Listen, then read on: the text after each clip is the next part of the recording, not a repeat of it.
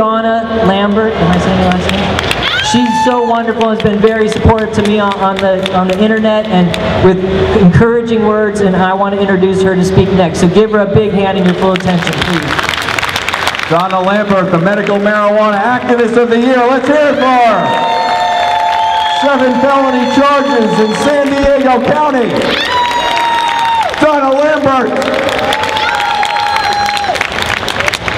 Okay, my name is Donna Lambert. I'm facing 7 felony counts for medical marijuana-related charges in San Diego, California. My trial is set to start April 13th. The medical conditions that I have had include cancer, hepatitis C, cirrhosis, an autoimmune disorder called Sjogren's disease, and arthritis. I have had 4 different doctors recommend marijuana to me, and it works.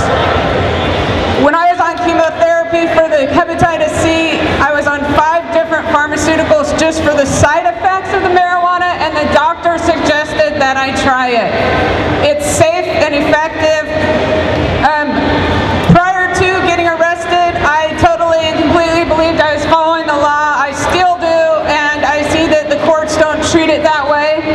My eyes were totally closed. I figured if I had my copy of the AG guidelines and the law, I was fine. Then one morning I was looking out my window and I see running along my picket fence about 10 men or so dressed in black from head to toe.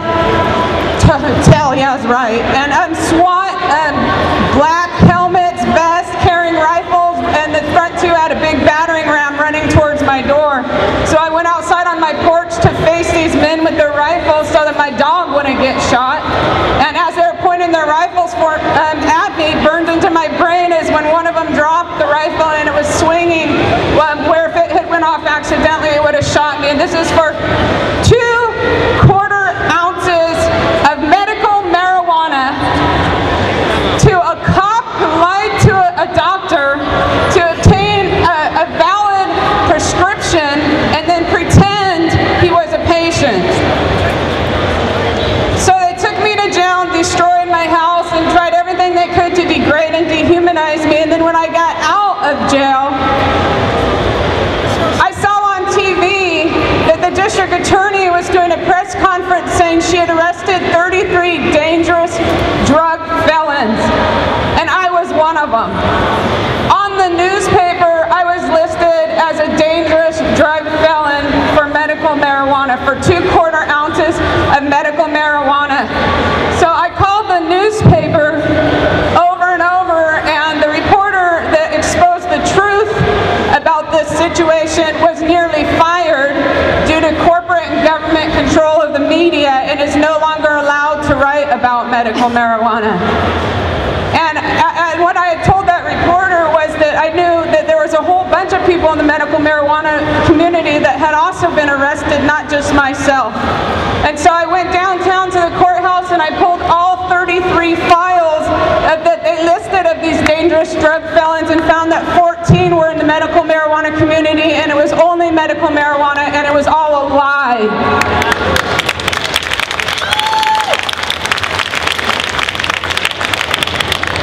And the biggest thing that I learned from pulling all these files is that the criminal injustice system has a huge financial incentive to continue treating us as criminals and to keep putting us in jail and to pretend we're breaking the law when we're not.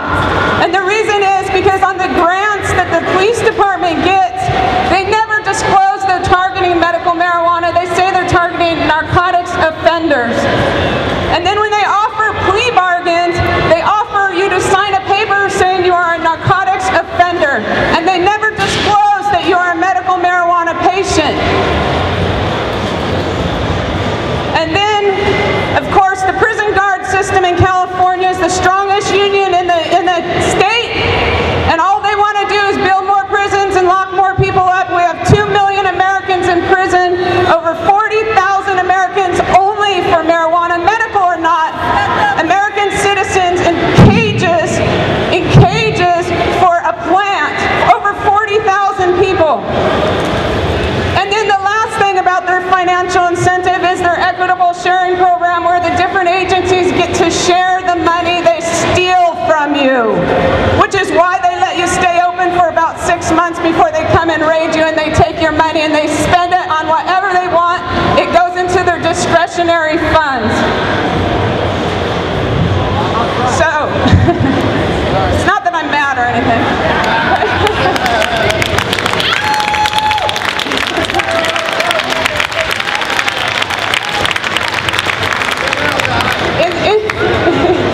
In the broader picture of medical marijuana, what I see is the question of whether we live in a free country anymore or not. Because our Constitution promises us a country by the people, for the people, and the people voted for medical marijuana.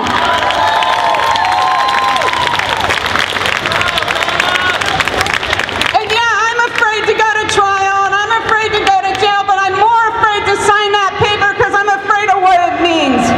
It means that we don't live in a free country, and if I sign that paper, it means that I don't think the Constitution is worth the paper it was written on. So before I got arrested, my eyes were shut. I had no idea there was even anybody in prison for marijuana. I really didn't. But I started doing research and I started learning, and it's a shocking thing that's going on. I hope your eyes are open. I hope you're registered to vote. I hope you sign those papers out there of the people gathering signatures and get active. Bombard the White House. Do what you have to do. Just do something, and let's stand up for our rights.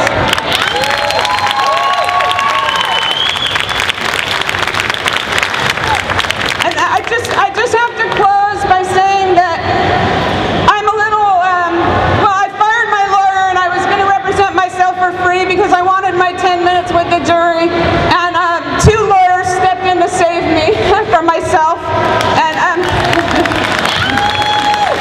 Mayor Felsen is one of them.